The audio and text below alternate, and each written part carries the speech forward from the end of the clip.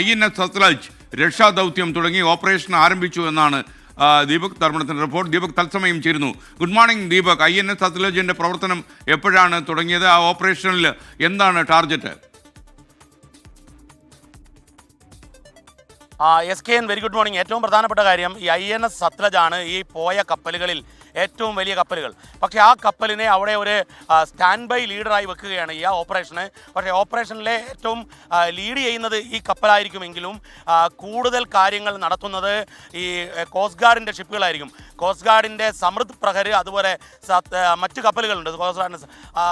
അത്തരം കപ്പലുകളെ ഉപയോഗിച്ചായിരിക്കും ആദ്യത്തെ ഓപ്പറേഷൻ നടക്കുക.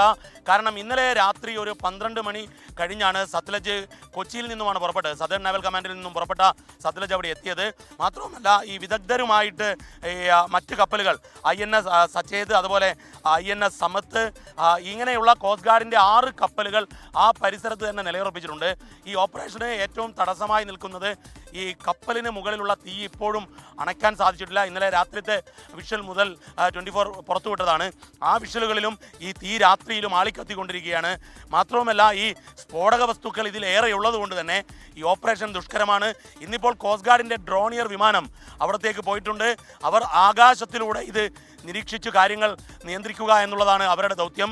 കാരണം ഇതിൻ്റെ മെറ്റൽ ഈ മുകളിലെ തീ കാരണം കൂടുതൽ ചൂട്ടുപടുത്തുകൊണ്ടേയിരിക്കുന്നു. അതൊരു പൊട്ടിത്തെറിയായി മാറാതിരിക്കാൻ. മാത്രവുമല്ല ഈ കപ്പലിൻ്റെ ഈ ബാക്ക് എൻഡിലുള്ള ഫ്യൂവൽ ടാങ്കും റിസർവ് ടാങ്കും ഈ ടാങ്കും പൊട്ടിത്തെറിക്കാതിരിക്കാനുള്ള പ്രവർത്തനമാണ് ഇപ്പോൾ നടത്തുന്നത്. മറ്റൊന്ന്, അതേ സമയത്ത് തന്നെ ചാർലി ഉപയോഗിച്ചുകൊണ്ട് ഈ തെരച്ചിൽ തുടരുന്നുമുണ്ട്. SKN. ദീപക് ധർമ്മടമാണ് വിവരങ്ങൾ നൽകിയത്.